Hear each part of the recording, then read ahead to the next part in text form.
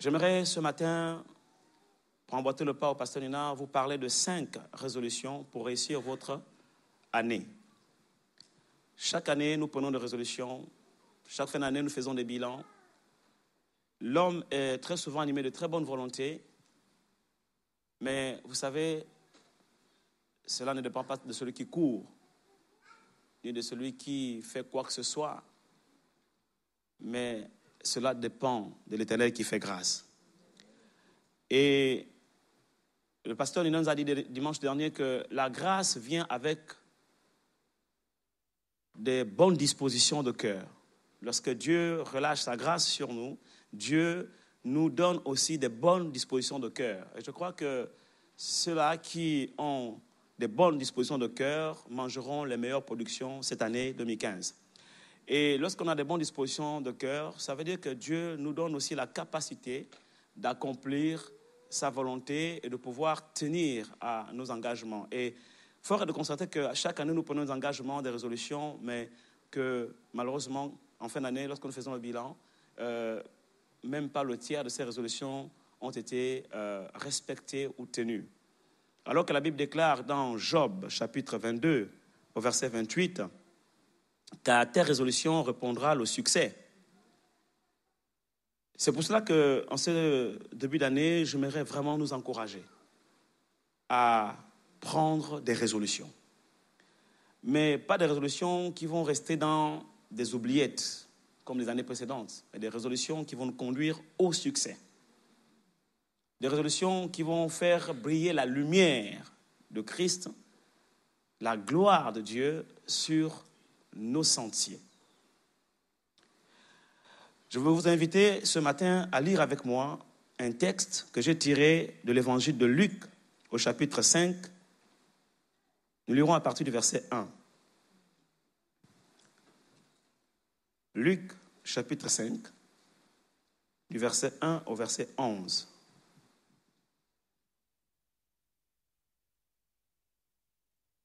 Comme Jésus se trouvait auprès du lac de Génézareth et que la foule se pressait, et qu'elle se pressait autour de lui pour entrer et entendre la parole de Dieu, il vit au bord du lac 2 barques, d'où les pêcheurs étaient descendus pour laver leurs filets.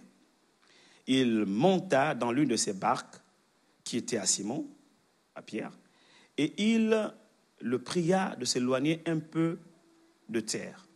Puis il s'assit, et de la barque, il enseignait la foule. Et à travers ce texte, le Seigneur va nous enseigner des choses, va nous apprendre ces choses-là qu'il a enseignées ce jour à toute la foule qui était là, qui était venue pour l'écouter, et particulièrement à Pierre. Au verset 4, lorsqu'il eut cessé de parler, il dit à Simon, « Avance en eau profonde et jette tes filets. » Dans d'autres versions, et jetez vos filets pour pêcher. Simon lui répondit, « Maître, nous avons travaillé toute la nuit sans rien prendre et nous sommes fatigués. Mais sur ta parole, je jetterai le filet. » L'ayant jeté, ils prirent une grande quantité de poissons et leur filet se rompait. Ils firent signe à leurs compagnons qui étaient dans l'autre barque de venir les aider. Ils vinrent et ils remplirent les 2 barques au point qu'elles s'enfonçaient. Quand il vit cela, Simon-Pierre tomba aux genoux de Jésus et dit, « Seigneur, retire-toi de moi, parce que je suis un homme pécheur. » Car l'épouvante l'ayant saisi, lui et tous ceux qui étaient avec lui, à cause de la pêche qu'il avait faite. Il en était de même de Jacques et de Jean, fils de Zébédée, les associés de Simon. Alors Jésus dit à Simon, « Ne crains point, désormais tu seras pêcheur d'hommes. » Ayant ramené les barques à terre, ils laissèrent tous leurs filets et le suivirent. Dans notre version, il est écrit, « Ils laissèrent tout et le suivirent. » Amen. Dans ce texte, Dieu nous apprend 5 choses. Jésus, dans son enseignement à la foule sur la barque de Simon, va nous enseigner 5 choses. 5 choses qui vont être aujourd'hui des résolutions que je conseille à chacun d'entre nous de prendre afin que l'année 2015 soit pour nous une année de succès, une année de faveur, une année de réussite. La première chose, c'est que Jésus dit à Pierre, avance en eau profonde. Mais avant de dire à Pierre, avance en eau profonde, Jésus est monté sur la barque de Pierre. Alléluia. Vous savez, on peut décréter une année de grâce, une année de faveur. Un autre souhait, c'est que, comme l'apôtre Paul le disait, personne ne soit privé de la grâce de Dieu. Mais la question qu'on doit se poser, et à chacun d'entre nous, c'est que est-ce que Jésus est dans ma barque? Est-ce que Jésus est monté dans ma barque? Et si Jésus est monté dans ma barque, est-ce que je lui ai donné la place qui lui revient? Est-ce que je lui ai donné la première place? Et si je lui ai donné la première place, est-ce que je lui ai donné toute la place pour qu'il ait toute la latitude d'agir dans ma vie à travers ma barque? La barque ici représente ta vie. Et j'aimerais interpeller certaines personnes ce matin, vous qui nous écoutez et qui nous regardez peut-être à travers cette vidéo. Si tu n'as pas encore fait la rencontre personnelle avec Jésus-Christ de Nazareth, si tu n'as pas encore rencontré ce Jésus sauveur qui est venu sur la croix, qui est mort pour nos péchés et qui est mort pour tes péchés et qui aujourd'hui te donne la grâce que tes péchés soient pardonnés et qu'à travers son sang, ton cœur soit purifié, tu peux, il est encore temps, il n'est pas trop tard, tu peux faire cette prière avec moi et dire, Seigneur Jésus, j'ai entendu parler de toi, je ne te connaissais pas, mais j'aimerais t'inviter, je ne te connais pas du tout, je ne crois même pas en toi, je me dis athée, pour certains peut-être, mais j'aimerais te donner l'occasion de te révéler à moi.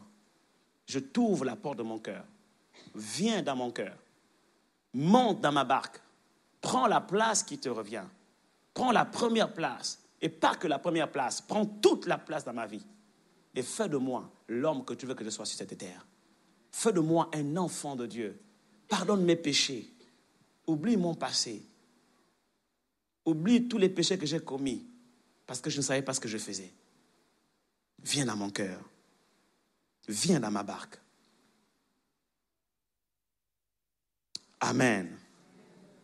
Alors Jésus est monté sur la barque de Pierre. Et lorsqu'il est monté sur la barque de Pierre, il s'est mis à enseigner. Et il dit à Pierre, la première chose, il dit à Pierre, jette, avance en eau profonde et jette ton filet. Pierre avait l'habitude de pêcher. Il connaissait le mouvement des eaux, il connaissait le milieu aquatique, il connaissait certainement ce lac dans lequel il avait l'habitude de pêcher. Certainement, Pierre avait fait des prouesses avant d'avoir rencontré Jésus. Il a fait certainement des pêches extraordinaires. Des pêches où, quand il est rentré chez lui, un jour, il a dit à sa femme, vraiment, je suis fier de moi.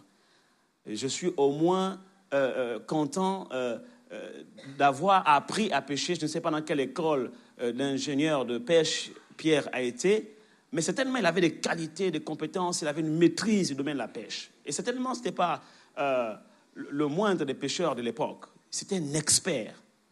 Il avait certainement fait de belles expériences. Il avait fait des prouesses. Mais ce jour-là, il était confronté à une situation qu'il n'avait jamais vécue. Jamais il n'a vécu ça.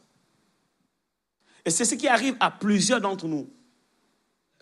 On a des qualités, on a des compétences, on a des connaissances, on a une expérience, on a pour certains un parcours brillant, on a même pour certains de l'argent, des moyens. Mais il arrive un moment donné dans la vie où toutes ces choses ne servent plus à rien. Elles nous ont servi pendant un temps, c'est vrai. On a fait des prouesses, on a fait des expériences, on a réussi dans certains domaines. Mais au fur et à mesure qu'on avance dans la vie, on se rend compte qu'il nous manque quelque chose, qu'il nous manque quelqu'un, qu'il nous manque une dimension qui est au-delà de celle qu'on a connue jusqu'à ce jour. Et c'est là que le Seigneur nous dit, ce n'est ni par la force, ni par l'intelligence, ni par tes compétences, ni par tes expériences, mais par mon esprit, dit l'Éternel des armées. Or, le Saint-Esprit ne pourra agir dans la vie de quelqu'un que si cette personne a permis à Jésus de monter dans sa barque et a entendu Jésus lui parler et a obéi à la voix de Jésus qui lui dit « avance en pleine eau, avance en eau profonde et jette ton filet ». Je vais te dire qu'en 2015, il y a des choses que tu ne pourras réussir que si tu avances en eau profonde. Si tu te reposes sur ton expérience de 2014, de 2013, de 2012, etc., bien aimé, tu comprendras qu'en fait, au moment où nous sommes arrivés, au niveau où nous sommes arrivés, la dimension à laquelle Dieu nous appelle exige un niveau de consécration, un niveau de sanctification, un niveau de relation plus profond avec le Seigneur. Ce que tu as fait hier ne sera plus valable aujourd'hui et ne te servira plus cette année.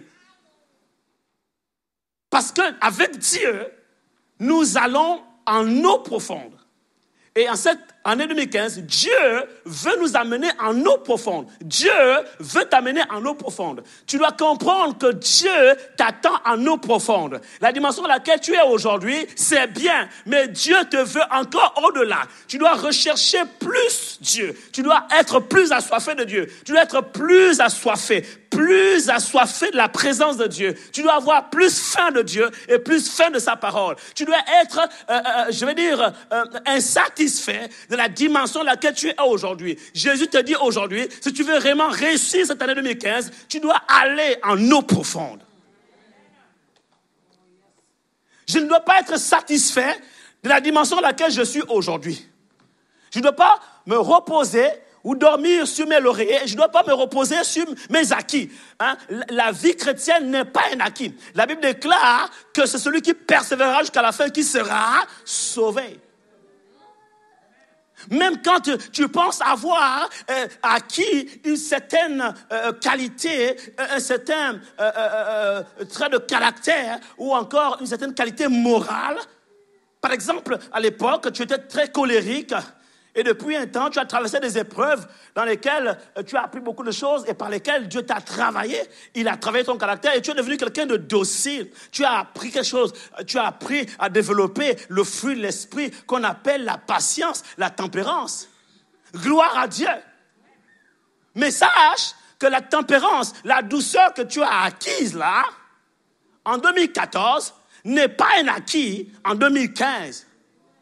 Parce que l'homme est changeant. Et le cœur de l'homme change selon les circonstances, selon les saisons. Alors tu dois chercher encore Dieu en eau profonde pour que Dieu t'amène encore à développer davantage d'autres choses et à conserver ce que tu as acquis les années précédentes. Alors dis à ton frère, avance en eau profonde. Avance en eau profonde. Tu ne dois pas être satisfait d'une dimension aussi ordinaire.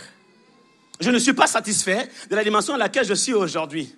Beaucoup de personnes me plébiscitent ou glorifient Dieu à travers ma vie. Ah, tu es un grand homme de Dieu. Je leur dis souvent, ils ne comprennent pas parfois pourquoi je leur dis ça. Je leur dis souvent, je ne suis pas un grand homme de Dieu. Je suis un homme du grand Dieu. Je reconnais mes manquements, je reconnais mon ignorance sur beaucoup de choses, je reconnais mes faiblesses et je sais que ce que je suis aujourd'hui n'est que pure grâce. Si vous connaissez mon histoire, si vous connaissez ma famille, ma mère serait là aujourd'hui, vous direz, mais je n'aurais jamais cru que mon fils un jour prendrait la parole devant les gens et parlerait. Le jour où elle a assisté à une de mes conférences à Libreville, elle a pleuré. Il y avait des milliers de personnes dans le gymnase où on était et je l'ai honorée, elle est venue, elle tremblait, mais c'est pas possible, est-ce que c'est mon fils qui est là? Parce que le fils qu'elle a connu, c'est un fils qui ne savait pas parler, qui était très timide, qui se faisait oublier. Lorsqu'elle donnait à manger à tous les enfants, nous étions nombreux, elle avait fait 10 enfants sans compter les petits-enfants. Nous étions très nombreux dans la maison. Et quand elle donnait à manger à tout le monde, elle devait compter elle devait compter pour être sûre qu'elle n'a oublié personne. Et moi, je me retranchais toujours, j'étais dans mon coin, au point que je me faisais oublier. Et quand elle comptait, elle faisait à manger, elle partageait les plats à tout le monde. Et moi, je n'avais plus rien à la fin. Et je me dis, mais, et il y avait une voix timide qui se levait dans un coin de la maison pour dire, et moi, maman? Et elle dit, mais c'est pas possible, mais toi, mais tu ne te manifestes jamais quand je compte les autres, toi, tu n'es pas là, etc. J'étais quelqu'un de très timide. Bègue. Je ne savais pas parler. Et je ne sais toujours pas parler. Et ce que je suis aujourd'hui n'est que pure grâce de Dieu. Je le reconnais.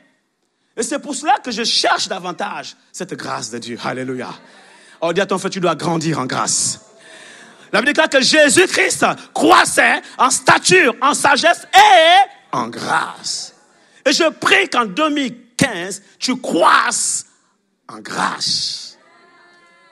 En stature, en sagesse et en grâce. Que la grâce de Dieu abonde dans ta vie là où le péché a... Que la grâce de Dieu surabonde là où le péché a abondé. Alléluia. Je dis que la grâce de Dieu va surabonder dans ta vie là où le péché a abondé. Alléluia, j'espère que tu comprends cette parole. Ça ne veut pas dire que tu dois maintenant plus pécher pour bénéficier de la grâce de Dieu. Non, ça veut dire que tu dois plus réaliser, être conscient de la grâce de Dieu pour ne plus pécher. Et pour cela, tu dois avancer en eau profonde. Il faut que ta vie soit plus profonde avec Dieu. Il faut que ta relation avec Dieu soit plus profonde.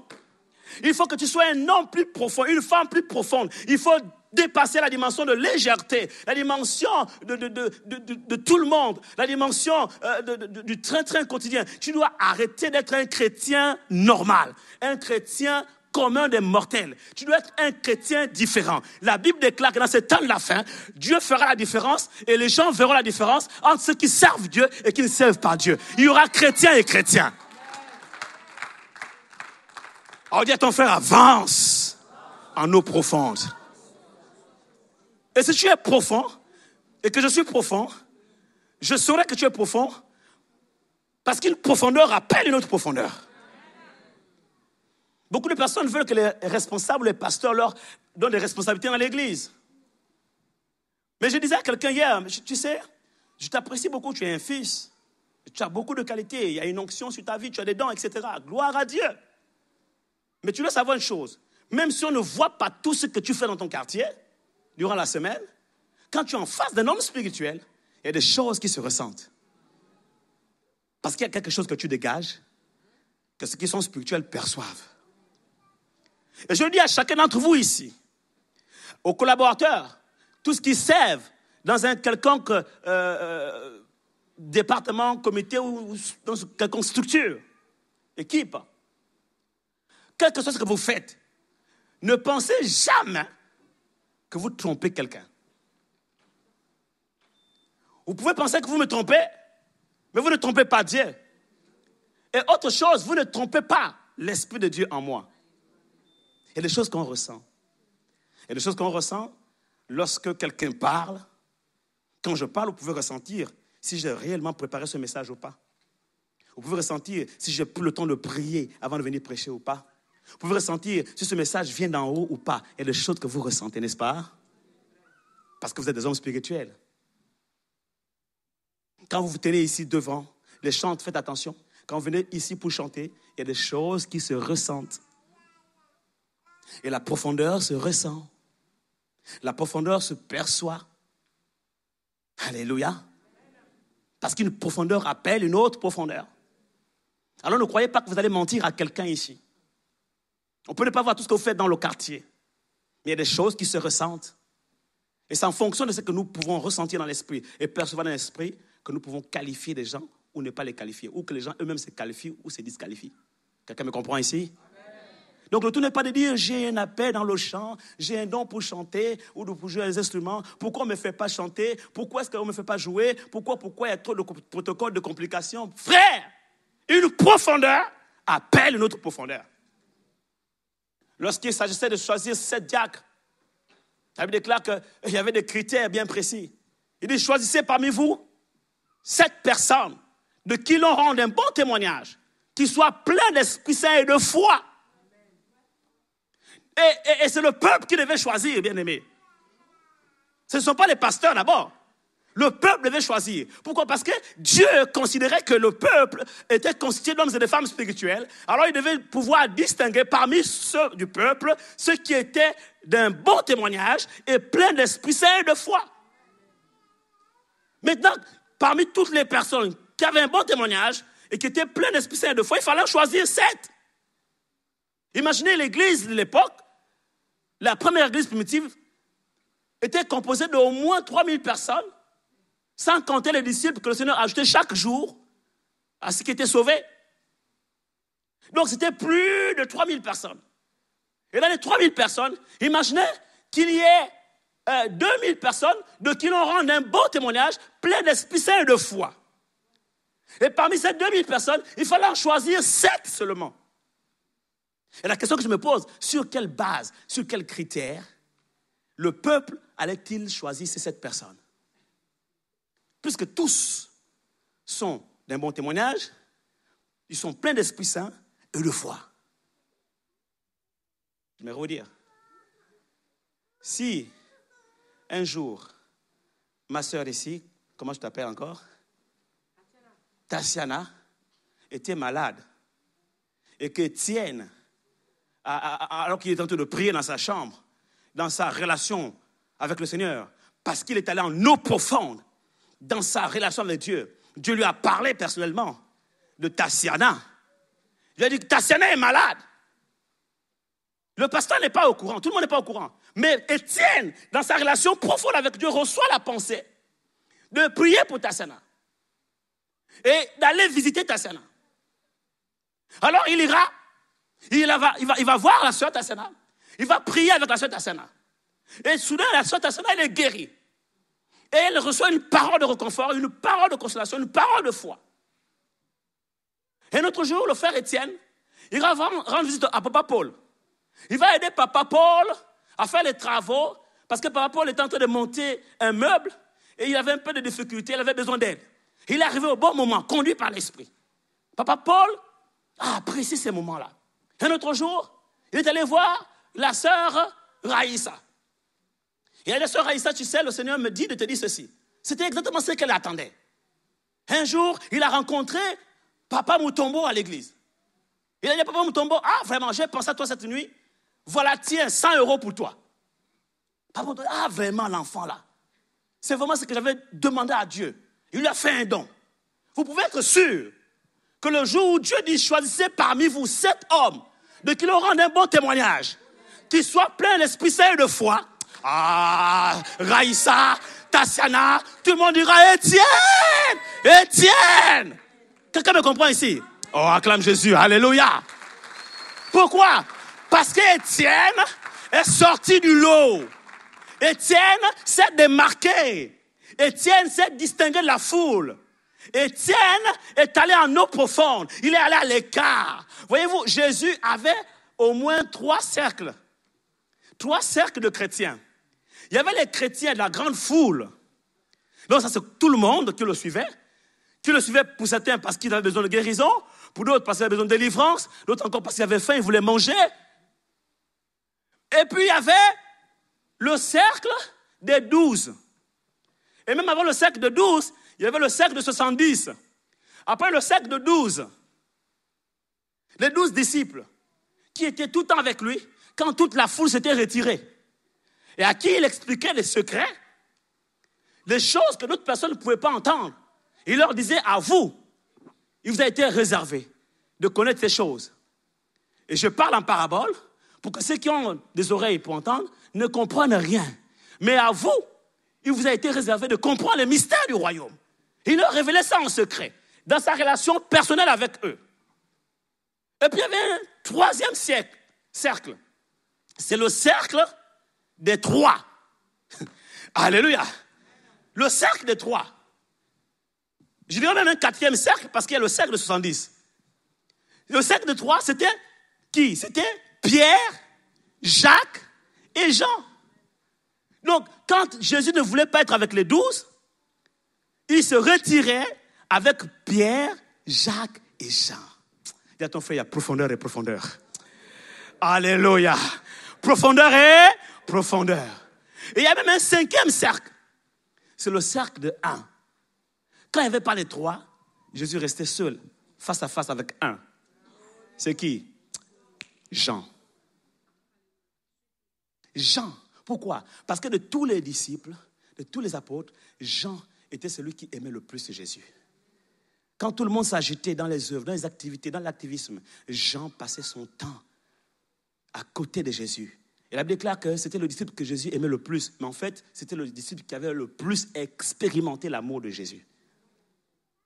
C'est ça que ça veut dire. Et il avait tellement passé du temps avec Jésus, dans l'intimité avec Jésus. La Bible déclare qu'il prenait sa tête, il posait sa tête sur la poitrine de Jésus, des fois sur les cuisses de Jésus, comme un enfant qui se laisse blottir dans les bras de son père ou encore de son amoureux. Alléluia. Oh, je déclare pour toi que 2015 sera pour toi une année d'intimité avec le Seigneur, une année où tu tombes amoureux de Jésus. Alléluia. Tu tombes amoureux du Saint-Esprit. Tu tombes amoureux de la parole de Dieu. Alléluia. Une année d'éclosion, de manifestation des amoureux de Jésus. Afin que tu rentres dans le cercle de 1. Le chiffre 1 est le chiffre de la distinction. Alléluia. Le 7 où tu te distingues, tu te démarques de tout le monde. Pas par esprit de concurrence. Non. Ce n'est pas une affaire de concurrence, mais c'est une affaire d'intimité, c'est une affaire de profondeur, d'aller en eau profonde et faire des choses que mon expérience, mes connaissances et mes capacités humaines ne peuvent plus me permettre de faire. Peut-être qu'aujourd'hui, tu as avancé, tout va bien, tu as réussi à vaincre certaines situations difficiles à travers tous les moyens dont tu disposais, gloire à Dieu, mais au niveau où tu es arrivé avec Dieu, en 2015, alléluia, tu as besoin d'avancer en eau profonde. Alléluia. Parce que les temps deviendront de plus en plus difficiles. Et tu réaliseras que tu auras plus et davantage besoin de Jésus. Il a dit, vous ne pouvez rien faire sans moi. Oh, c'est une année où Dieu veut que tu dépendes de plus en plus de lui. Une année où tu te consacres davantage. Et je déclare sur ta vie, 2015, une année de plus de consécration. Une année de plus de sanctification. Tu dois être fatigué de traîner avec les mêmes problèmes. Tu dois être fatigué de tourner en rond. Tu dois être fatigué de te battre avec les mêmes péchés, avec les mêmes tares, avec les mêmes faiblesses et avec les mêmes vices. À un moment donné, tu dois dire, ça n'est assez. Ça suffit, il faut que ça change. Et je déclare pour toi que 2015 sera une année de changement dans le nom puissant de Jésus. Que quelqu'un dise changement. Oh, je ne suis pas convaincu de ton cri. Est-ce que vous pouvez ici dire changement? Un cri de rage, une sainte colère. J'en ai assez. Je veux en finir avec ce problème et je prends le problème à bras le corps. J'attrape le taureau par ses cornes et je dis, toi et moi aujourd'hui, c'est aujourd'hui. Oh, quelqu'un ici acclame Jésus. Alléluia. Alléluia. Avance en eau profonde. C'est là que Dieu t'attend. C'est là que le miracle est possible. C'est là que tu dois jeter le filet. C'est là que tu vas expérimenter quelque chose que tu n'as jamais expérimenté de toutes les années que tu as connues. Dieu veut te faire vivre une nouvelle expérience. Dieu veut t'amener à vivre autre chose que ce que tu as connu aujourd'hui. Tu dois être fatigué de tourner en rond. Fatigué de vivre sous perfusion. Il y a des chrétiens qui vivent sous perfusion. Tous les jours, il faut mettre la perfusion pour qu'ils se réveillent le matin. Il faut mettre la perfusion pour qu'ils tiennent la journée. Il faut mettre la perfusion pour qu'ils mangent. Il faut mettre la perfusion pour qu'ils avancent. Il faut mettre la perfusion pour qu'ils viennent à l'église. C'est les chrétiens qui sont toujours dépendants. On doit toujours tenter d'injecter quelque chose pour qu'ils avancent. Sinon, ils n'avancent pas. Sinon, ils ne viennent pas à l'église. Sinon, ils sont toujours là. Sinon, ils sont en train de crier. Ils sont toujours choquables, toujours frustrables, toujours Quelqu'un acclame Jésus ici. Alléluia. Alléluia. Dis à ton frère, ça n'est assez. J'en ai assez, il faut que ça change. Oui, que quelqu'un dise changement. Ça doit changer. Avance en eau profonde. Dans ton service, tu dois aller en eau profonde. Il n'est pas normal qu'on te fasse les mêmes remarques chaque année, chaque jour. Il n'est pas normal qu'on te fasse les mêmes observations chaque fois. À un moment donné, tu dois quand même avoir un petit peu de fierté personnelle, un peu de dignité personnelle pour dire non, ça n'est assez. Assez. Que tout le temps soit mon nom, qui soit nommé dans des choses qui ne glorifient pas Dieu. Que ce soit toujours moi, on me rencontre aujourd'hui, et après on me laisse, on me rencontre aujourd'hui. Non, pourquoi c'est toujours moi? J'ai une dignité. J'ai une estime de soi. Quelqu'un me comprend ici? Oui, ma soeur, changement. Dans ta façon de vivre avec le Seigneur. Changement. Dans ta façon de prier avec le Seigneur. Changement. Dans ta façon d'adorer Dieu. Changement. Dans ta façon de louer Dieu. Changement. Dans ta façon de servir Dieu. Changement. Dans ta façon de communion avec les frères. Changement. Dans ta relation avec ton mari. Changement. Dans ta relation avec ton épouse. Changement. Dans ta relation avec tes enfants. Je dis changement. Changement. Alléluia, quelqu'un acclame Jésus. Alléluia. Il a dit avance en eau profonde. Et c'est une résolution que tu dois prendre aujourd'hui, d'avancer en eau profonde. Ça n'est assez de vivre sous couvert. Sous couvert du frère en Christ, sous couvert de la sœur en Christ, sous couvert des responsables de l'église, sous couvert des pasteurs, sous couvert des onctions, sous couvert. Mais tu vas te couvert. Tu vas t'étouffer. Merci, ma soeur. Acclame Jésus. Alléluia. À un moment donné, tu dois avoir ta boîte postale, tu dois avoir ton adresse localisée. Quand Jésus veut te visiter, il ne doit pas chercher Albertine chez les Lannois. Non! Quelqu'un acclame Jésus ici. Alléluia! C'est terminé ça. Hein? Romaric Moubala. Chez... Non, dis ça suffit. Il faut que ça change. Alors avance en eau profonde. Dis à ton frère, avance en eau profonde. Avance. C'est là-bas que se trouve le miracle. Avance plus loin dans ta vie de prière. Avance plus loin dans ta vie, dans ta relation avec Dieu, dans la parole, dans la connaissance de la parole. Avance. Combien parmi vous savent qu'il existe dans l'Église un réseau de la lecture de la Bible? C'est-à-dire, c'est un cadre qui existe depuis plus de 5 ans déjà, je pense. Hein? Près de 5 ans, je ne sais plus, en tout cas, je pense 5 ans, hein, Ludivine? 5 ans à peu près. Voilà. Où on vous apprend à connaître votre Bible. On vous apprend à la lire. Savez-vous qu'il y a des chrétiens qui n'ont jamais lu leur Bible, ne serait-ce qu'une seule fois dans l'année?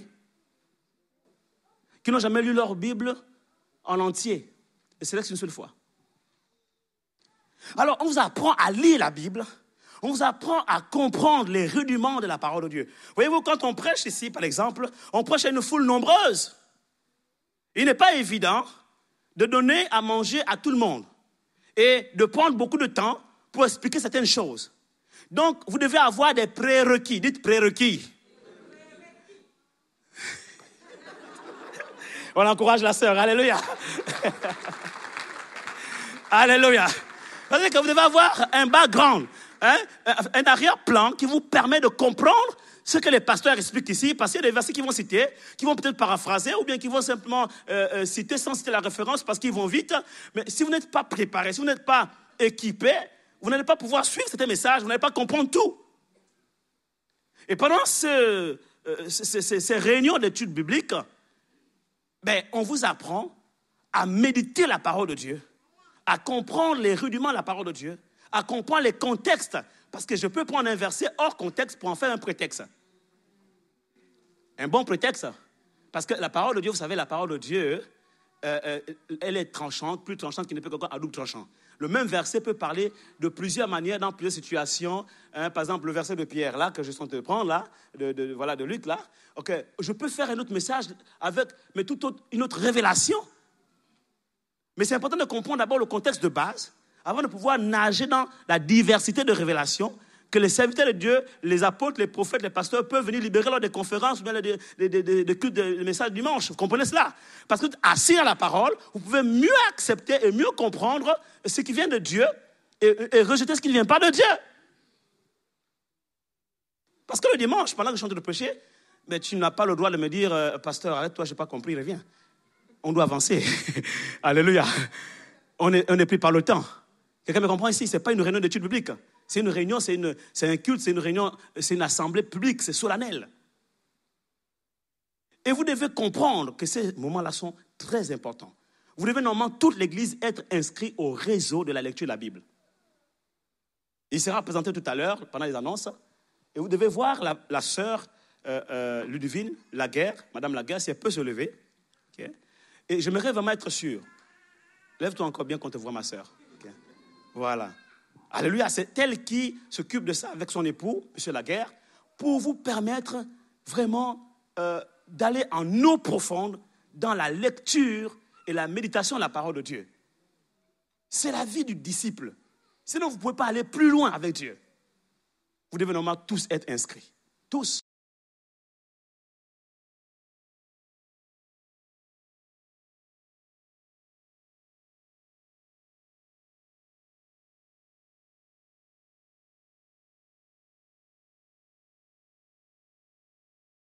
Il a dit, cherchez, connaissez, cherchez à connaître l'Éternel, car sa venue est aussi certaine que celle de l'aurore. Dans ce temps qui précède le retour de Christ, une chose est essentielle, connaître Dieu. Et vous devez chercher à le connaître. Allez en profondeur dans la connaissance de la parole de Dieu. Servez-le de façon différente. Vous savez, quelqu'un a dit si vous voulez que les choses changent dans votre vie, vous devez changer des choses dans votre vie. C'est-à-dire que si tu veux que les choses changent dans ta vie, tu dois changer la façon de faire. L'insensé se définit par la capacité à commettre les mêmes erreurs chaque jour et chaque année, tout en étant convaincu qu'il obtiendra un résultat différent. Quelqu'un m'a compris ici? C'est ça l'insensé. C'est-à-dire que lui, il est convaincu, il se cogne la tête, il revient encore l'année prochaine, il se cogne encore la tête, l'année prochaine, chaque jour, mais il est convaincu qu'un jour ça marchera. La Bible l'appelle insensé. Alors ne soyez pas des insensés. Je déclare sur vos vies que vous ne serez pas des insensés. Et que 2015, vous allez changer votre façon de faire, vous allez changer des choses dans votre vie pour que des choses changent dans votre vie. Voici la première résolution. La deuxième résolution que Jésus nous enseigne ici, que nous devons prendre. Alors, pour ceux qui prennent des notes, je n'ai pas donné des versets pour la première résolution. Vous allez noter, est-ce que vous avez noté Job, chapitre 36, verset 16? Notez cela, Job, chapitre 36, verset 16. Job 36, verset 16. Il te retirera aussi de la détresse pour te mettre au large. Est-ce que vous voyez ça? Quand nous passons par des moments de détresse, des moments d'épreuve, des moments difficiles, le but de Dieu, c'est quoi? De nous mettre au large, en eau profonde. L'épreuve nous permet d'aller en profondeur avec Dieu. Donc, c'est important de comprendre les épreuves et de savoir discerner les temps que nous vivons au sein de l'épreuve, de ne pas maudire Dieu. C'est Job qui parle ici, n'est-ce pas? Et Job, il sait de quoi il parle, parce qu'il a connu l'épreuve. Qui a enduré la dimension de l'épreuve que Job a enduré, ici, lève la main. Donc, si Job nous dit que l'épreuve, quand Dieu nous sort de l'épreuve, il nous amène en eau profonde, c'est que l'épreuve est réellement un tremplin pour ceux qui veulent aller en eau profonde. Et que la dimension profonde est une conséquence de notre capacité à avoir traversé correctement nos épreuves. Dieu nous sort de la détresse pour nous amener où? En eau profonde. Pour te mettre au large, en pleine liberté. Les gens cherchent la liberté. Il n'y a pas de liberté sans combat. Quand tu as vaincu, tu es libre. Alléluia. Mais Christ a vaincu pour nous et nous sommes libres. Seulement ne faites pas de cette liberté un prétexte de quoi que ce soit. Et il rajoute, et ta table sera chargée de mets succulents. Oh my God. Après l'épreuve vient la provision. Mais la provision ne vient pas juste après l'épreuve. La provision vient après les eaux profondes. Il te sort de l'épreuve, de la détresse, il t'amène au large, et juste après maintenant, quand tu as expérimenté la profondeur, la dimension à laquelle il t'amène, alors la provision vient. Et c'est ce qui s'est passé avec Pierre. Parce qu'il est allé en eau profonde, la provision est venue.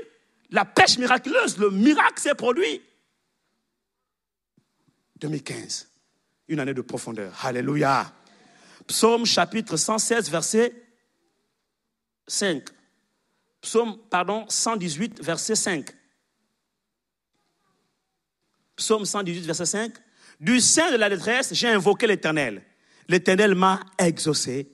Il m'a mis au large. Alléluia. Parce que dans l'épreuve, dans la détresse, il a cherché Dieu. Il est allé en profondeur dans la prière. Il a invoqué l'Éternel. L'Éternel a répondu et l'Éternel a mis où? Au large, en eau profonde.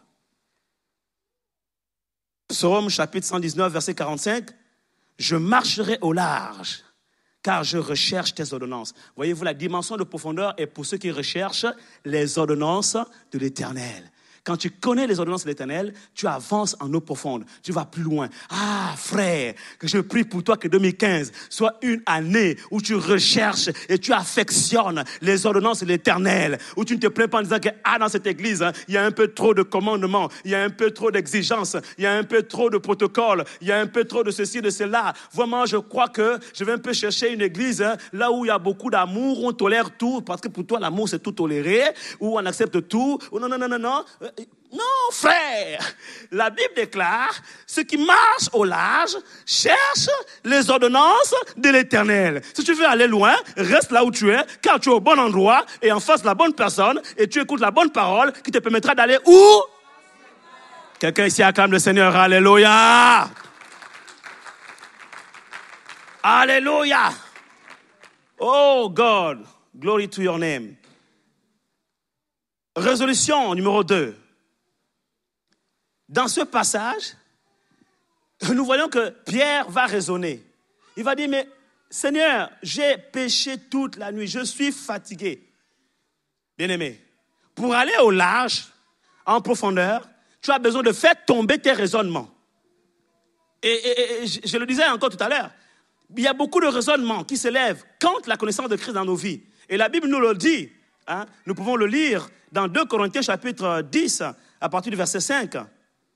L'apôtre Paul dit, dans 2 Corinthiens chapitre 10, verset 5, « Nous renversons les raisonnements et toute hauteur qui s'élève contre la connaissance de Dieu. Et nous amenons toute pensée captive à l'obéissance de Christ. » Donc, dans nos vies, nous avons des raisonnements qui s'élèvent contre la volonté de Dieu. Dans nos vies, la connaissance de Christ, dans notre relation avec lui, qui nous empêche. Et ces raisonnements sont un ensemble d'excuses qui sont parfois légitimes, que nous trouvons ou que le diable nous suggère devant des situations dans notre vie. Et nous avons toujours le bon argument, nous avons toujours la bonne excuse. Et aujourd'hui, si tu vas là, en eau profonde, Dieu te dit, tu dois faire tomber tous ces raisonnements. Dieu sait que tu es une femme enceinte, mais il te dit quand même d'aller prier. Dieu sait que vraiment, ça fait 2 jours que tu ne manges pas, c'est difficile. Mais Dieu te dit quand même, va prier, adore-moi. Ne trouve pas des excuses. Dieu sait que tu es fatigué, tu as travaillé toute la journée et que vraiment tu es fatigué. La semaine était lourde, mais Dieu te dit quand même, aujourd'hui c'est vendredi, il faut aller prier. Vendredi à 19h30 à l'église, c'est la réunion de prière, va prier. Tu as des bonnes excuses. Ah, l'enfant a pleuré toute la nuit, on a dormi très peu, vraiment, je ne peux pas aller au culte ce matin. C'est une bonne excuse, humainement parlant, ça se comprend, mais c'est un raisonnement qui se dresse contre la connaissance de Christ dans ta vie. Tu ne sais pas la grâce qui t'attend à l'église, tu ne sais pas la bénédiction que Dieu te réserve à ce culte. Alors fais un effort, fais-toi violence. La Bible déclare que le royaume de Dieu est forcé. Dans ce temps de la fin, c'est ceux qui s'en emparent, ceux qui sont violents, qui s'en emparent. Alors force, alors fais-toi violence et empare-toi de ton royaume. Du royaume de Dieu, pour toi. Alors arrête de te cacher derrière les excuses, derrière les raisonnements. Je déclare qu'en cette année 2015, Dieu renverse tout raisonnement ôté dans ta vie au nom de Jésus. Les excuses pour ne pas faire la volonté de Dieu, les excuses pour continuer à pécher, les excuses pour continuer à bichonner et à bisouter ton péché mignon. Et en plus tu l'appelles mignon. Mais si tu le trouves déjà mignon, c'est difficile pour toi de t'en défaire. Parce qu'il est mignon. Non, un péché n'a jamais été mignon.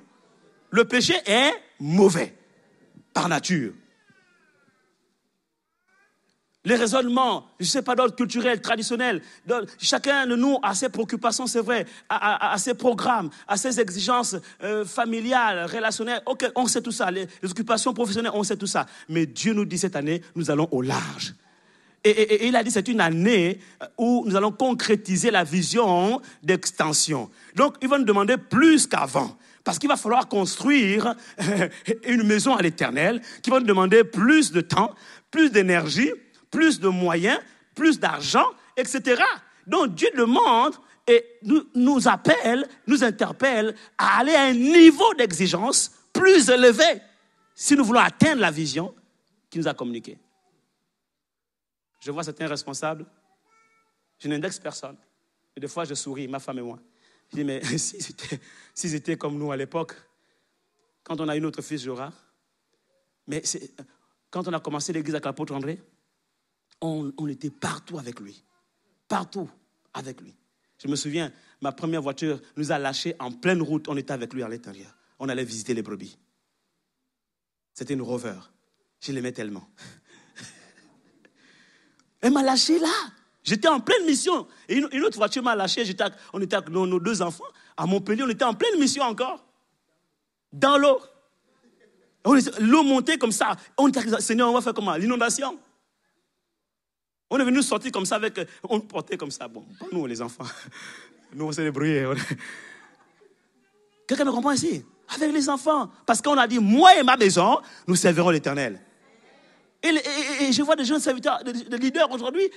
Il est chez lui. Ils font... Alors, aujourd'hui, c'est madame qui part. Et moi, je reste. Je garde l'enfant. Et demain, c'est moi qui pars. Madame reste, elle garde l'enfant. J'ai dit, franchement, si à ce niveau, vous êtes encore là. Mais quand vous allez rentrer pleinement dans le ministère pastoral, vous allez faire comment? Quelqu'un dit changement. Oh, acclame Jésus, alléluia. C'est là que les bonnes habitudes s'acquièrent. Ah, il y a trop de réunions, il y a trop d'exigences. Ah, mais quand toi tu dis que tu es appelé, non? Ok. Tu dis que tu es chante, non? D'accord. Tu es chante de l'Éternel, tu ajoutes. D'autres viennent me voir, prophète, dis-moi, mon ministère. Parce qu'il y a un homme de Dieu, un prophète qui m'a dit, je suis prophète des nations. Ministère international. Il n'y a jamais ministère local. Hein. Quand ils viennent me voir, personne n'est local. Tout le monde est toujours international. Frère, tu veux ministère international? Il y a un prix à payer. Ce n'est pas juste un ministère international. Le prophète a dit, non, ça ne vient pas comme ça. Il y a un prix à payer. Dis à quelqu'un, il y a un prix à payer. Et si tu veux que les choses changent dans ta vie, que Dieu change ta dimension, tu dois changer les choses dans ta vie. Si en 2014, tu te levais tout le temps à 7 heures pour aller au travail, tu n'avais même pas 5 minutes de prière, et tu priais dans la voiture des prières à pistolet, Seigneur, je te remercie. Ce qui prie en langue là. Frère, 2015 là, lève-toi un peu plus tôt. Au moins à 5 heures, prends au moins 15 à 30 minutes de prière, lis ta Bible. Change un peu. Et tu verras que des choses vont changer dans ta vie. Alléluia. Quelqu'un dit changement. Ne trouve pas des excuses, je me suis couché tard. Ce sont des raisonnements. Quelqu'un dit raisonnement. Raisonnement ment. Le raisonnement te ment. Tu t'es couché trop tard, donc tu ne peux pas te lever à 5 heures. Vois-tu, tu vas être fatigué et la journée va être difficile pour toi. Raisonnement te ment. Parce que si tu pries, tu adores le Seigneur, il va te renouveler. Car ceux qui se confient en l'Éternel renouvellent leur force. Ils prennent le vol comme l'aigle. Ils ne se lassent point, ils ne se fatiguent point. Et ta journée sera bénie. Et si tu veux, je peux encore te donner d'autres conseils. Prends le coffret, la série sur bien vivre ses journées. Et si tu dis, j'ai du mal à dormir, je suis troublé la nuit, donc le peu d'heures de sommeil qui me reste, il faut quand même que vraiment j'en profite au maximum. Prends un autre coffret que j'ai fait, bien dormir. On a tout prévu. Tu n'as pas d'excuse. Il n'y a pas de raisonnement pour toi. On renverse tous tes raisonnements ce matin au nom de Jésus. Alléluia. Non, arrête de traîner les pas. Arrête de trouver des excuses. Arrête de dire, voilà, je peux venir à l'église parce que ceci. Non, vous savez quoi? J'ai demandé au président de l'association Centre d'évangélisation Esprit et Vie, en la personne de M. Arcelin Ella Ovono, de continuer le recensement de l'église. Parce que je sais que l'église de Cives Bordeaux a déjà atteint au moins 200 personnes, sinon plus. Donc les statistiques qu'on me donne en ce moment, je ne suis pas convaincu de ça. Donc il va continuer le recensement jusqu'à la fin de ce mois de janvier. Vous devez, toutes les personnes qui n'ont jamais encore rempli une fiche de membre, vous adresser au frère Arcelin Ella Ovono, s'il peut se lever, s'il vous plaît. Il est là, c'est le président de l'association. Il va vous recenser. Dans quel but? Dans le but, parce que je vais vous rencontrer tous autant que vous êtes. Une fois le recensement est fait, je vais vous rencontrer et je vais vous parler. On va s'organiser de façon à ce que nous puissions reprendre les 2 cultes. Et chacun d'entre vous aura quelque chose à faire dans chaque culte. Personne ne sera oisif. Vous comprenez cela? Donc, en même temps, je ne veux plus voir les gens qui sont au premier culte revenir au deuxième culte. Ce sont les mêmes visages. OK? Parce que dans mes vidéos, ça fait comme si je mentais aux gens qu'on est passé à 2 cultes, quoi. Quelqu'un me comprend ici? Bon, je ne refuse pas que les gens aient fait la parole, mais au moins restez au fond. Vous venez devant et tout, c'est les mêmes personnes. Attends, s'il veut passer à 2 cultes ou pas 2 cultes? À un moment donné, je dis, bon, on arrête ça à un moment donné, ok? On va bien organiser les choses avant de reprendre les 2 cultes. Alléluia. Et vous devez être régulier à vos cultes. Il n'y a que 2 réunions d'ensemble. 2 réunions dans la semaine. Vendredi et dimanche. Que 2. Dis à ton frère, mais que 2. Rien que les 2 là seulement. Tu ne viens pas. Tu viens de temps en temps, tu changes. Bon, il y en a qui travaillent, c'est vrai, il y a des excuses, on comprend. Mais je parle, bon, même quand tu travailles quand même, tu ne travailles pas tous les jours le dimanche, quoi. Hein? Voilà. Et puis, si tu travailles tous les jours le dimanche, ce n'est pas tous les jours que tu travailles dimanche après-midi, quoi. Donc, qu'on se comprenne, ok? Voilà. Et puis, tous les vendredis, ce n'est pas tous les vendredis où tu travailles, quoi. Il y a des vendredis où tu es libre. Donc, arrête de trouver des excuses. Viens à l'église. C'est le pasteur qui te parle. En fait, c'est Dieu qui te parle par la bouche du pasteur. Alors, si tu as un problème de transport, viens nous voir le président, on va arranger ça, ok? S'il faut te faire transporter, on va te faire transporter. On viendra te chercher chez toi, on va t'amener. Non, tu vas être sous couvert pendant un moment donné. On va prier pour toi parce que tu es ta propre voiture et tu seras béni parce que 2015, année de la grâce. Changement. Déjà, commence à passer ton permis. Mais oui, attends, si je t'offre une voiture aujourd'hui, tu fais comment? Si tu n'as pas de permis. Passe ton permis déjà? Hein? Et tu cherches du travail. Il y a quelqu'un qui cherche du travail ici, là. Hein? Est-ce que tu as pensé que même si tu as un bon CV, tu peux ne pas avoir le travail à cause du manque de permis? Passe ton permis. Ou bien tu cherches des clients et tout ça là. Le client, il est à Bazac ou bien Bazar. Je sais plus trop. Il y a trop de villes en arc ici, là. Tu vas aller rencontrer le client, tu fais comment? Il te faut le permis. Sinon, tu loupes un contrat important. Quelqu'un dit changement. Non, mais moi, je suis très pratique. Alléluia. Changement. Donc, arrête de trouver des excuses. Hein. On n'aura jamais le temps. Le temps qu'on aura, c'est celui qu'on va se créer. Dis à ton frère, tu n'auras jamais le temps. Mais le temps que tu auras, c'est celui que tu vas te créer. Alors, trouve du temps. OK? Arrête les raisonnements. Jacques, chapitre 1, verset 22 nous dit « Mettez en pratique la parole et ne vous bornez pas à l'écouter en vous trompant vous-même par des faux raisonnements. » Et des gens, tu lui prêches la parole, ils trouvent toutes les excuses. Il dit, mais c'est vrai. J'ai dit ça à quelqu'un hier. Il dit, tu sais quoi? Je crois en Dieu, hein, mais j'ai une colère contre Dieu. Et j'aimerais bien pardonner, mais pas à Dieu. Je dis, pourquoi? Il dit, mais parce qu'il m'a arraché mon père, tragiquement comme ça, et je n'arrive pas à supporter ça. Je l'ai regardé, je dis, je te comprends. Effectivement, c'est difficile. Quand on perd quelqu'un de cher, surtout un père, et je peux te dire que moi aussi, je viens de perdre mon père, c'est pas facile. Il dit, ah, tu comprends? Je dis, je te comprends, mais je ne t'excuse pas. Parce que moi, aujourd'hui, je n'ai pas eu de haine envers Dieu. Et je n'ai même pas besoin de pardonner Dieu, c'est lui qui me pardonne. Et je lui ai posé une question, j'ai dit, mais est-ce qu'il y a un calendrier qui existe où on nous annonce la date de naissance de quelqu'un et sa date de décès? Il me dit, non. Je dis, ben voilà. Si au moins Dieu t'avait montré un calendrier, que voilà, ton père naîtra telle date et va mourir en telle date, et que finalement, il te l'a arraché avant la date, là tu auras vraiment raison de te fâcher contre Dieu. Non, Dieu quand même, tu es un Dieu qui tient tes promesses quand même. Mais tu ne connais pas, il y a des gens qui naissent pour 1 minute. Il y a des gens qui naissent pour 1 jour. Il y en a qui naissent pour un mois, 1 année. Il y en a qui naissent pour ça. Il me dit, mais comment tu expliques ça? Il y a des gens quand même, ils font le mal sur la terre, ils tuent les gens, et ils vivent longtemps. Et des gens qui ont vécu dans le bien comme mon père. En plus, il allait prier tout le temps à l'église et tout ça là. Il n'a fait de mal à personne. Mais il a été arraché comme ça prématurément. Je dis, je te comprends. Mais je te pose une question. Jésus a dit que certes, il est un homme de gagner le monde entier s'il perd son âme.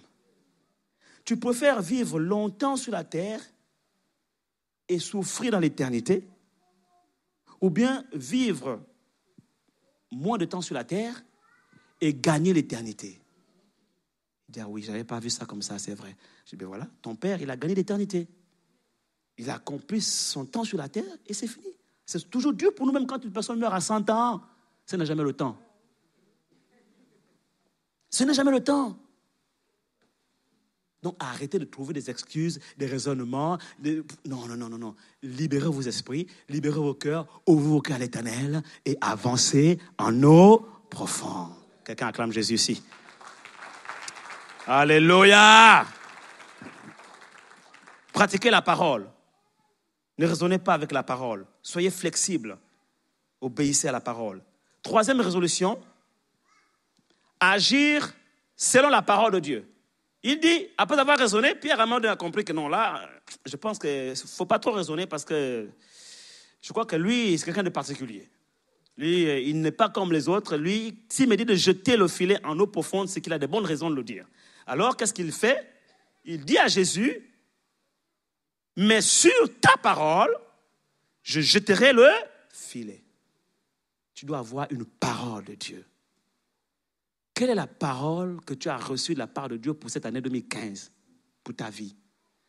Est-ce que tu as pris le temps de prier pour l'année 2015? C'est vrai que le prophète Sosten, on a eu la conférence du Nouvel An, il a prophétisé, c'est une année de grâce, d'accord. Ça, c'est de façon générale. Mais de façon individuelle, est-ce que tu as reçu une parole de Dieu? Parce que c'est sur cette parole-là que tu dois bâtir ta vie cette année. Voyez-vous, lorsque Jésus arrive vers ses disciples, il pose la question à ses disciples, je pense que ça doit être dans Matthieu chapitre 16, hein, vous lirez ça à partir du verset 10 et tout ça, vous allez voir. Il leur dit, mais qu'est-ce que les gens disent de moi? Et les gens disaient beaucoup de choses de Jésus, vous savez. Et comme les gens disent beaucoup de choses de nous, hein. Tu es là, ma soeur, tu ne sais pas ce que les gens disent de toi. C'est ce que les gens pensent de toi. Et les gens ont toujours quelque chose à dire. Ils auront toujours quelque chose à dire. Si tu viens, tu ne dis rien, tu es assis, on dit non, lui, il ne parle pas. Il est toujours là, tranquille, il ne parle jamais. Il est bizarre. Quand tu vas commencer à parler, tu dis, oh, lui aussi, il parle. Hein? Tu t'assois, on dit, ah, elle est toujours assise. Tu te lèves et dis, mais pourquoi il se lève? Ils ont toujours quelque chose à dire. Donc, je leur pose la question, qu'est-ce que les gens disent de moi? Il y en a qui ont dit que non, il est Belzébul. Non, tu chasses des démons par Belzébul. Tu es Élie, le prophète qui est revenu, chacun avait son opinion. Maintenant, Jésus leur pose la question, et vous, que pensez-vous de moi? Que dites-vous de moi? Et j'aime souvent dire, c'est Dieu qui a répondu à travers Pierre. Dieu dit, tu es le Christ, virgule, le Fils du Dieu vivant. Et Jésus dit, tu es Pierre, hein? Tu es Pétros, tu es l'homme. Mais sur cette pierre, Pétra, dans la parole qui vient en haut, la parole révélée, l'opinion de Dieu sur moi, la pensée que Dieu a de moi, je bâtirai mon église. Or, Christ est la tête de l'église. Si Christ est la tête de l'église, que nous sommes le corps, ça veut dire que l'église est sa vie. En d'autres termes, il veut dire, sur cette Pétra, parole révélée, ce que Dieu pense de moi, je bâtirai ma vie. Et parce que j'aurai bâti ma vie sur ce que Dieu pense de moi, les portes du séjour des morts ne prévaudront point contre elle. Alléluia, alléluia. Et en ce moment, j'ai la clé, l'autorité. Et tout ce que j'ouvrirai sur la terre sera ouvert dans le ciel. Tout ce que j'interdirai sera interdit. Donc, en même temps que je reçois la parole que Dieu me donne, je reçois l'autorité aussi. Ça veut dire que si cette année 2015, tu as reçu une parole de Dieu, cette parole te confère aussi l'autorité d'interdire et de permettre, de fermer et d'ouvrir. C'est-à-dire que l'année est en tes mains. Alléluia. Le succès et la réussite de cette année est en tes mains. Parce que tu aurais reçu une parole de Dieu. Quelle parole as-tu reçue de Dieu? En dehors de ce que le prophète t'a dit. Le prophète du Nouveau Testament, il vient pour confirmer. Il ne vient pas pour informer. Il informe ceux qui ne connaissent pas Dieu, d'accord? Il informe ceux qui ont une certaine maturité spirituelle pas assez grande avec Dieu. Mais quelqu'un qui connaît Dieu, la Bible déclare que... il dit quoi? Il dit, or la vie éternelle est de te connaître, toi le seul vrai Dieu, et celui que tu as envoyé, Jésus-Christ. Il dit à celui qui est ferme dans ses sentiments, Dieu assure quoi? La paix. Donc quand tu connais Dieu, tu as la vie éternelle, tu vis pleinement dans la vie abondante et en même temps tu es ferme dans tes sentiments, dans tes décisions. Tu sais de quoi il s'agit dans ta vie, de quoi Dieu t'a parlé. Et même si le prophète vient te dire quelque chose de contraire ou quelque chose qui n'est pas tout à fait vraiment ce que tu as reçu, tu sais faire la différence entre ce qui est de Dieu et ce qui est de l'homme. Et tu fais discerner le bien du mal et tu sais juger. L'homme spirituel juge de tout et tu es ferme dans tes sentiments. Qu'est-ce que Dieu t'a dit pour 2015? Parce que tu n'es pas fondé sur une parole qui sort de la bouche de Christ, alors ta vie sera vacillante. Ton année sera difficile. Je ne veux pas faire le prophète de malheur. Tu as besoin d'une parole. Pierre a dit, sur ta parole, je jeterai le filet. Sur quelle parole tu vas te lancer en eau profonde en cette année 2015? Si tu l'as reçu, gloire à Dieu. Il dit, écris la vision. Marque. Consigne la prophétie. Parce que c'est une prophétie certaine. Elle est fixée dans le temps. Elle court vers son accomplissement. Elle s'accomplira certainement. Parce que Dieu t'a parlé. Est-ce que Dieu t'a parlé au sujet de ton mari? Au sujet de ta femme? Au sujet de tes enfants? Est-ce que Dieu t'a donné une parole pour cette année?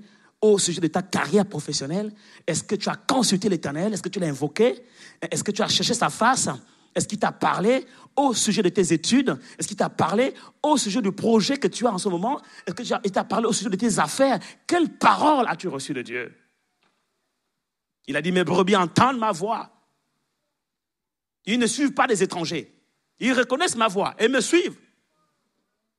Tu dois connaître la voix du bon berger. Tu dois savoir entendre Dieu te parler. Et ce qu'on prêche ici ne doit être pour toi que des confirmations de ce que tu reçois dans ta relation personnelle avec Dieu. Alléluia. Vas-y en eau profonde. Et que tu dois vraiment, que tu avances avec une parole que Dieu t'a donnée. Une parole qui vient d'en haut. Parce que vois-tu, la foi vient de ce qu'on entend. Donc si tu n'as rien entendu, sur quoi sera fondée ta foi? Ta foi sera faible. Une foi forte, elle est construite et bâtie sur la parole qui vient d'en haut. Alléluia. Et les vents et les marées pourront venir. Ta maison sera fondée sur le roc. Qu'est-ce que Dieu t'a dit au sujet de ton couple? Si tu es convaincu que c'est ta femme, pourquoi est-ce que les petites situations que vous traversez aujourd'hui fragilisent votre relation? Pourquoi? Parce qu'elle ne t'a pas fait à manger, ça devient un problème.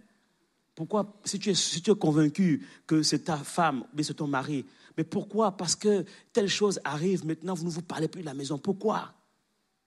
Qu'est-ce que Dieu t'a dit? J'ai souvent posé la question à certaines personnes. Ah, on va arrêter là, c'est bon. Moi, j'en ai assez. Je dis, ok, d'accord. Mais qu'est-ce que Dieu t'a dit? Le jour où vous êtes venu nous voir, c'est vous qui êtes venu nous voir, là au bureau. Vous nous avez fait asseoir, mon épouse et moi, pasteur. Vraiment. Et vous avez toujours l'art vraiment de convaincre les pasteurs. Et vous emballe la chose, mais vraiment avec un emballage, mais vraiment emballage cadeau, brillant comme Noël. Quand on vient nous annoncer une affaire de mariage, tout le temps c'est Noël dans notre bureau. Voilà, j'ai ressenti ceci, avec tous les signes concordants et toutes les circonstances qui coïncident. Et c'est toujours, bon, l'amour, hein, vraiment, je n'arrête pas de penser à lui. Parce que, vous savez, comme vous avez dit un jour, pasteur, en prêchant, que la plus grande révélation en matière de mariage, c'est l'amour. Donc, vraiment, je n'arrive plus vraiment à penser à quelqu'un d'autre. Même quand je suis en train de lire un livre, je vois son visage. Même quand je suis en train de lire la Bible, je vois son... sœur! Même la Bible, le frère, le visage est rentré dans la Bible. Donc, quand quelqu'un te dit ça, tu es pasteur, frère Nangaï. Je vais encore répondre quoi là? Si le frère est rentré même dans la Bible, au point quand la sœur médite la parole, elle voit le frère. La sœur aussi, pareil, quand elle adore le Seigneur, alléluia, elle voit le frère. Je dis, oh, Jésus là, c'est compliqué. Quelqu'un ici acclame le Seigneur. Donc, vous avez convaincu les pasteurs. Maintenant, on a célébré le mariage. On a mobilisé l'église. Après, ça vous venez nous dire, non, voilà, moi, je sens que je vais divorcer. Tu vas divorcer de quoi? Non, divorce pas. Divorce pas. Il fallait réfléchir avant. Non, mais j'ai découvert que finalement, c'est que quand on est fiancé, on ne se connaît pas vraiment. J'ai dit, oui, je sais. Mais maintenant, on doit pas ensemble quand on est fiancé. Je sais, justement, normalement, vous ne devez pas dormir ensemble. Normalement, vous ne devez pas dormir ensemble quand vous êtes fiancé. Normalement, vous ne devez pas avoir des rapports sexuels quand vous êtes fiancé. Sinon, c'est le péché. Oui, tu comprends, pasteur, que comme on a observé ça, j'ai découvert que lorsque maintenant on était mariés, c'est normal. Donc, et là, c'est quoi le problème? Non, mais en fait, c'est que la nuit, quand elle dort, elle ronfle, quoi. Moi, je ne supporte pas ça, quoi. Moi, ça m'agace. Et la sœur, mais toi, tu baves, n'est-ce pas? et alors? L'amour rend aveugle, le mariage ouvre les yeux. Maintenant, vous êtes en face de réalité. Voilà, vous descendez sur terre. Fini le petit nuage. Maintenant, Dieu fait appel à votre maturité. C'est tout. Mais ce n'est pas une raison de divorce. Non, mais je ne savais pas qu'elle avait les lentilles. Parce que quand je regardais ses yeux-là, comme c'était à distance, je voyais elle était vraiment comme des yeux bleus, tout ça. Mais finalement, j'ai découvert que c'est des lentilles. Et comment tu as su ça? Mais j'ai des surprises dans la douche en train d'enlever et de mettre. Eh bien voilà, mais c'est la femme que tu as aimée, donc là, tu l'aimes avec ses lentilles. Quelqu'un ici acclame le Seigneur, alléluia. Quelle est la parole que tu as reçue le jour où tu es venu voir les pasteurs? C'est sur cette parole-là que tu dois te fonder. Et les vents, les marées, la Bible, que les torrents ne peuvent éteindre l'amour et les fleuves ne le submergeront pas. Alléluia. Ta femme t'a trompé? Ah, mais c'est ta femme. C'est la honte pour un homme quand une femme te trompe. Mais écoute, tu l'as aimé, non? Oh, pardonne. Mais pourquoi vous riez les hommes? Tout d'un coup, les hommes se mettent à rire. C'est quoi le problème? Pardonne? On est ensemble, non, maman? Oui, parce que quand c'est l'homme qui trompe la femme, c'est plus facile pour l'homme de dire à la femme, ah mais attends, la Bible dit pardonner, non? Parce que pour l'homme, c'est la femme. Et ce qui est quand même bizarre, non, franchement, quand vous lisez la Bible, faites très attention. Il faut contextualiser les choses.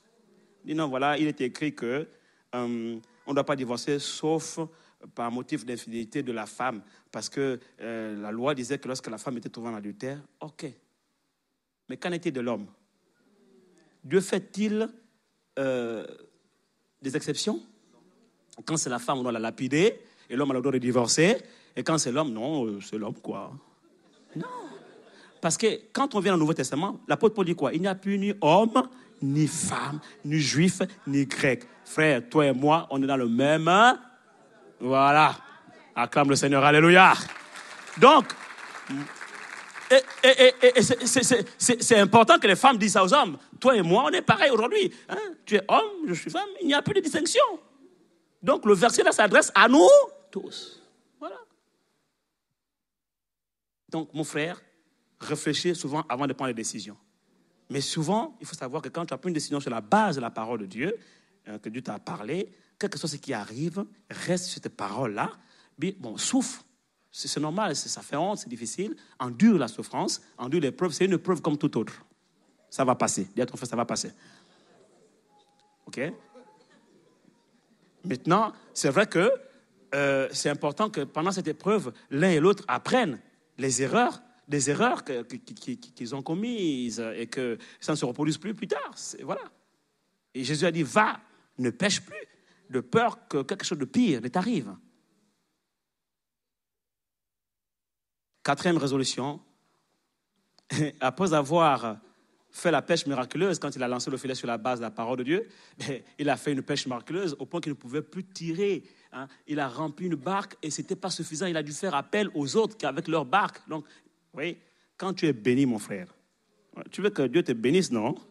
Mais il faut prendre une résolution. C'est-à-dire, tu m'es béni en 2015, là, mais je dois aussi faire bénéficier aux autres ma bénédiction. Parce que Pierre n'a pas dit, c'est mon poisson. Oh, Jacques, reste là-bas. Non, c'est à moi que Jésus a... Reste là-bas. Tu étais là quand Jésus m'a parlé? Ah. Non, il n'a pas dit ça. Il a dit, Jacques, tout le monde, venez.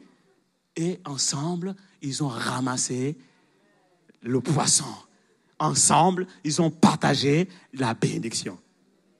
Je vous assure, dans cette église, il y a des gens qui sont bénis, mais ils n'aiment pas en parler.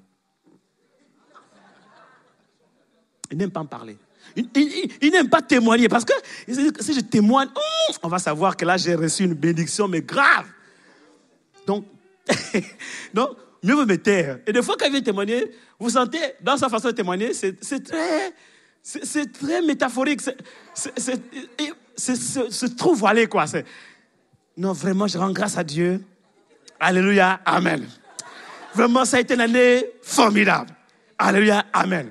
Dieu a été bon pour moi. Amen, amen, amen. Oui, mais encore. Oui, mais vraiment, il m'a béni. Au-delà de tout ce que je pouvais imaginer, tout ça, c'est un verset, on connaît. Mais il a fait quoi concrètement? Rien. Pourquoi? Parce que si je dis, on va savoir. Il y en a qui ont même encore de superstitions de style. On ne sait pas dans les oreilles de qui ça tombe. On est tous à l'église là, mais on ne sait pas où on dort. C'est que les gens font. C'est vrai. Mais toute âme de guerre, faut que contre toi est brisée. Tu crains quoi? Si Dieu t'a donné 100 000 euros, dis Dieu m'a donné 100 000 euros. Alléluia. Il n'y a pas de problème. Maintenant, après, il faut donner la dîme. C'est important. 100 000 euros, la dîme, c'est combien? Mais c'est bon. Tu déposes 10 000 euros et on construit l'église. Et si Dieu te dit donne la moitié, on acclame Jésus. Alléluia. Donc, je dois prendre la résolution, non seulement d'être béni, mais de devenir une source de bénédiction. Je dois partager la bénédiction. Genèse chapitre 12, verset 2. Je dois partager la bénédiction. Il dit, je ferai de toi une grande nation et je te bénirai, je rendrai ton nom grand et tu seras une source de bénédiction. Donc, si tu prends la résolution d'être une source de bénédiction, Dieu va t'ouvrir les portes de la bénédiction. Tu demandes à Dieu, par exemple, un emploi, ben, dis à Dieu, par exemple, fais une alliance avec Dieu. Seigneur, tu me donnes un emploi, soit je te donne mon premier salaire, ça change quoi? Tu as fait 2 ans sans le travail. Tu n'avais pas de salaire. Mais tu vivais, non? Bon, si tu prends le salaire, là, tu donnes à Dieu, ça change quoi? Tu as supporté 2 ans. 1 mois, c'est quoi? Et puis, si on calcule bien, il y en a ici qui fument encore. Oui, il y en a qui fument encore. Par mois, tu dépenses combien pour la cigarette? En moyenne, 150 à 200 euros pour les moins fumeurs. Mais les experts, j'ai discuté avec certains, ils te disent parfois c'est 300 euros par mois. Maintenant, si Jésus t'a délivré de ça, prends les 300 euros là, mets ça dans la maison du Seigneur, ça change quoi? Pendant 12 ans, tu dépensais 300 euros. Donc, pour toi, c'est un budget, c'était prévu. C'était prévu. Donc, donne à Dieu. Ça change quoi dans ta vie? Quelqu'un me comprend ici? Oh, acclame Jésus, acclame Jésus, acclame Jésus, acclame Jésus. Alléluia. C'est pareil pour les jeunes, là, KFC, McDo, tout ça là. Hein, c'est l'année où on doit construire l'église. Et c'est beaucoup d'argent pour les hommes. Mais mon Dieu pourvoira à tout cet argent selon la grandeur de son compte bancaire. Ça, c'est clair. Mais fais un peu un vœu à l'Éternel, dis, bon, je prends la résolution de partager ma bénédiction. C'est-à-dire que pendant 12 mois, je fais jeûne de McDo et de KFC. Donc, les 15 euros que je dépense chaque mois là, même là encore, je suis gentil, hein? C'est un peu plus, n'est-ce pas? Ah, voilà. En moyenne, 30 euros. Tu mets ça, 30 euros par mois, 30 euros. Alors, 30 euros multiplié par 12 mois, ça fait combien? Combien? Ah, mais c'est bon, c'est une bonne offrande. En dehors de la dîme, là, tu déposes l'offrande, là. Ça bénit l'œuvre. Alléluia. J'aime bien il y a un frère, je ne sais pas si c'est le nom. Chaque fois qu'il me voit, il me dit, pasteur, il faut que je fasse un raid chez toi. Je dis, viens. Moi, je partage mes costumes, mes cravates. Je partage. Et ça fait combien d'années que je n'achète plus de costumes? Je n'achète plus de cravates. Je donne, ça revient. Je donne, ça revient. Hein? Je suis allé au Gabon, là. Le jour où je suis arrivé, on m'a donné ça. En fait, on arrive... Il y avait des perturbations, la compagnie, donc on cherchait. Il y a 3 de nos valises, en fait, qui n'étaient pas apparemment arrivées. Et c'est dans ces valises-là où il y avait notre linge. Et je commençais la conférence le soir même. Ah, on fait comment? Et puis, bon, on nous a amené quelque part et tout ça. Allez, prophète, essaye ça. Ah, mais ça me va bien, ça. Ah, c'est bien chocolat. Hein? Voilà. Donc, moi, j'ai bien traversé l'épreuve. J'ai accepté et j'ai reçu ça. Mais entre-temps, j'avais fait don d'un costume ou deux, je ne sais plus trop. J'avais envoyé. Je donne, et le Seigneur me donne encore. Fais bénéficier. Tu vois un frère dans l'église ou bien une sœur, elle est tout le temps la même tenue, ou bien peut-être elle a un mini-jupe, au lieu de dire que ça là, c'est toujours trop sexy, c'est ce qu'on vient à l'église, les hommes de Dieu quand même, hein. En plus elle s'assoit toujours devant. Mais tu ne sais pas, peut-être qu'elle n'a pas les moyens de changer sa garde-robe. Donc, au lieu de critiquer, au lieu de la regarder avec les yeux, va la voir et pose la question. Et si tu peux l'aider, partage la bénédiction, parce que dans ta garde-robe là-bas, il y a des choses que tu ne portes même pas. Ça fait des années que tu ne portes même pas. Partage la bénédiction. Dis à ton frère, partage la bénédiction. Fais circuler. Il ne faut pas créer des embouteillages dans la circulation. Fais circuler la bénédiction. La loi de la circulation. Et enfin, dernière résolution à prendre, la 5e, comme 2015. Dans Matthieu, toujours, dans ce texte-là, autant pour moi, à la fin, qu'est-ce qu'il dit? Jésus dit à Pierre, ne crains point, désormais tu seras pécheur d'hommes. Tu dois prendre la résolution d'être un pécheur d'hommes. Parce que c'est la plus grande mission que Dieu nous a donnée sur cette terre. Matthieu chapitre 28, verset 19.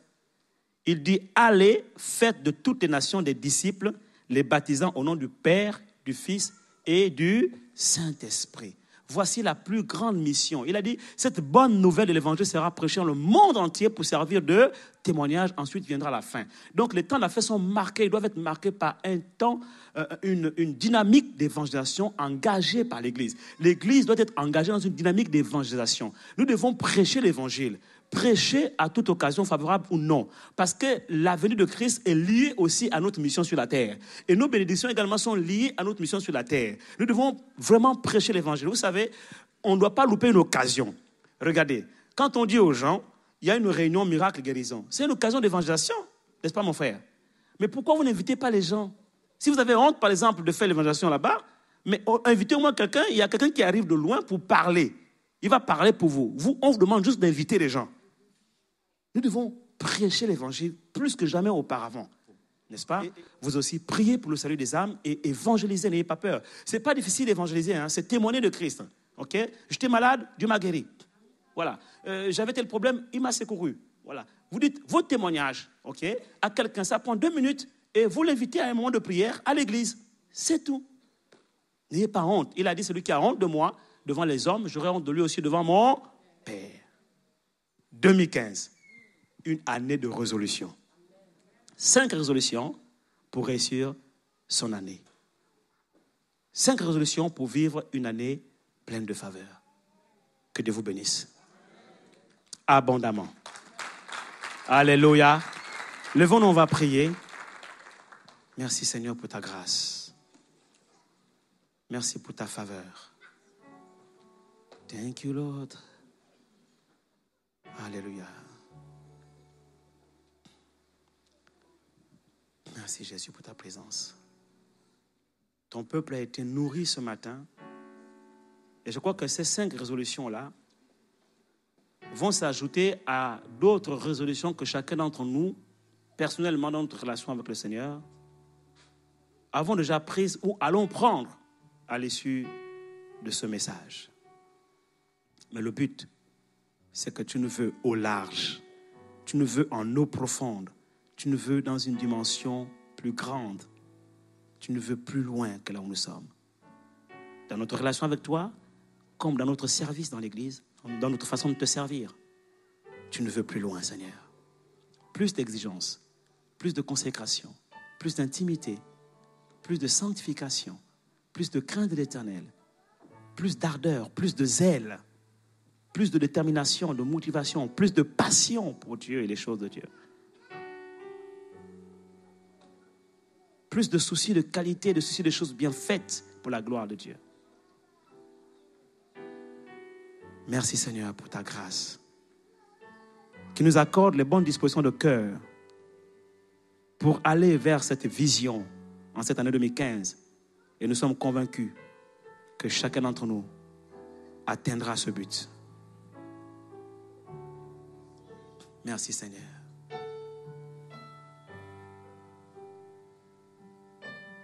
Élève ta voix et rends grâce à Dieu pour ce message, simplement, avant que je laisse le micro. Dis quelque chose à Dieu, parle, murmure des paroles à Dieu, digère la parole, laisse-la pénétrer ton cœur.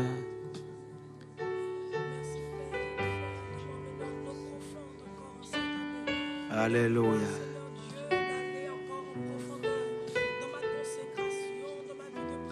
Alléluia.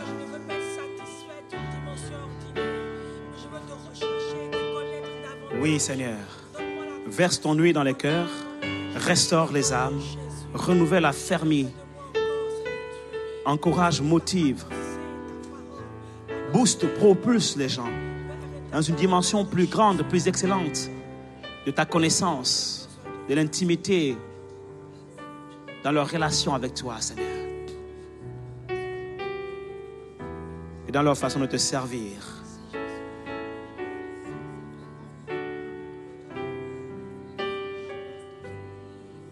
Merci Seigneur. Merci Jésus. Une huile fraîche,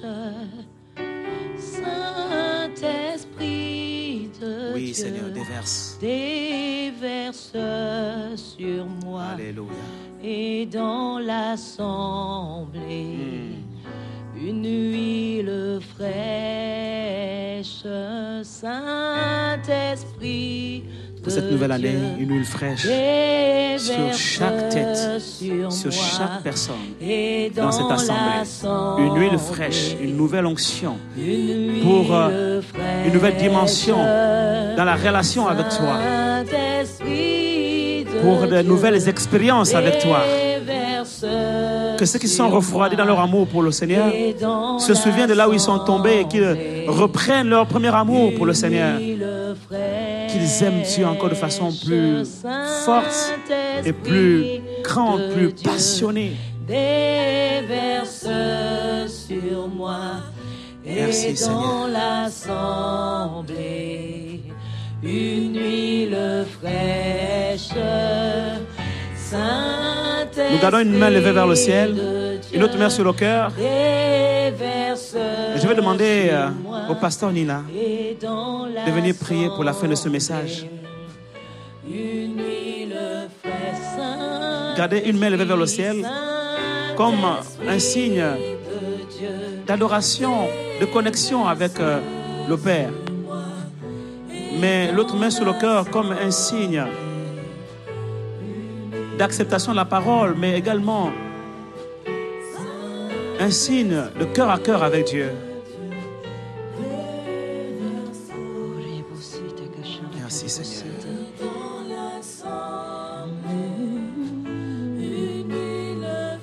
Seigneur, nous te disons merci pour ta parole qui est esprit et vie.